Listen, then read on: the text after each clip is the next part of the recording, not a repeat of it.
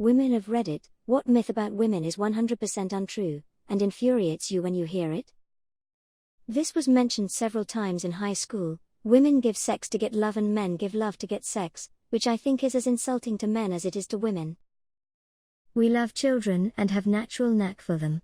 When women abuse children, they are seen as damaged. Men who abuse children are sick. My mom was a good example of women who should not have kids, lol. My mom too. Nearly everything about endometriosis. It is sorely misunderstood, research is underfunded, and terrible treatments get used all the fucking time when they don't help and make things worse. It's a hidden debilitating disease and I hate the misinformation spread about it. There is help out there and legit treatments.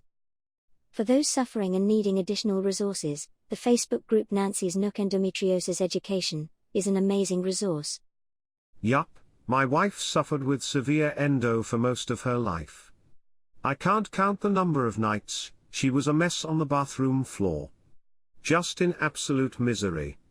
Doctors never really took her seriously and brushed it off as overly dramatic, which is total bullshit because my wife can handle some pain. 12 years of rock climbing, alpinism, and mountain biking together has convinced me of that. An endoscopic treatment alleviated the symptoms briefly, but returned to normal after 18 months.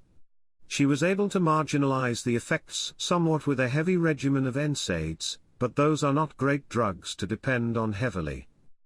She had a hysterectomy a year ago. She can't believe she waited 49 years to do it. It's no longer an issue for her. Not a girl, but I always found it sad to see articles where rape cases are shut down because she has an intact hymen. The hymen doesn't break the first time you have sex, but it can if you are too rough with it. Hell, horseback riding and tampons can break it. And it won't always bleed the first time, it may break, or it might not, both are perfectly normal. That females are not good at video games. Or that they have a male friend who is boosting them to their current rank, if it's higher than theirs. And then, when they find out you're actually better than them, they try to deny it.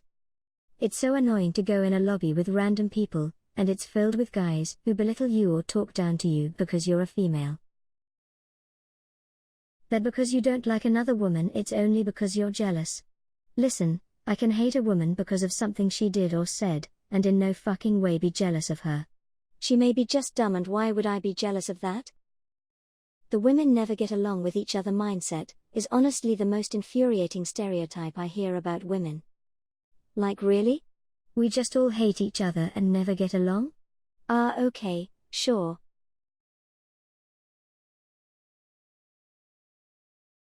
Maternity leave is basically vacation. If you've ever experienced the exhaustion of carrying a child and the intense body changes that occur during and after delivery, you'll find out that maternity leave is necessary for recovery and is not a vacation. Try working with a second, third, or fourth degree tier while now trying to deal with a baby that needs to feed every 2 to 3 hours. I bought Witcher 3 to play after having my baby. Yeah, I haven't had time to play it since he's been born. He's 3. I was lied to that I'd be bored on maternity leave, because the baby will sleep all the time. Wahahahahahahaha.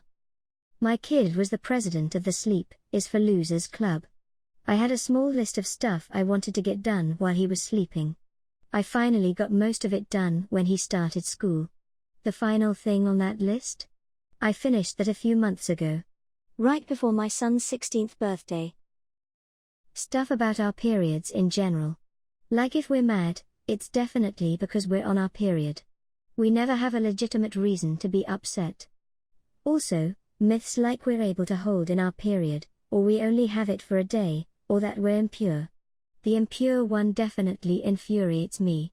I just think about the billions of women throughout history, and sometimes even today, being treated as if they're impure or an evil omen because of a bodily function they cannot control. Banishing them to menstrual huts when they have their periods or not allowing them to touch anything. And yes, this happens. My mother as a teenager was not allowed to touch anything when she had her period. It got to the point where she would just not tell anyone she was menstruating and do what she wanted. That we all love shopping. I fucking hate shopping. Somewhat related, I went to preschool in a church. My teacher told us the story of Adam and Eve. At the end she said us, "This is the reason God made women afraid of snakes." Several girls spoke up and said they weren't afraid of snakes. I don't remember what my teacher's exact response was, but I remember she was really annoyed. That has got to be the weirdest application to the Adam and Eve story I have ever heard. That women don't snore. Seriously, I've heard this loads and it always baffles me. People breathe when they sleep. Sometimes it makes some noise, male or female. Let 'em breathe. Really? My wife snores like a water buffalo drowning in porridge. That we are bad drivers. I have had my first car for 3 years. I'm in my early 20s. I have never crashed, but have had 2 men crash into me from behind.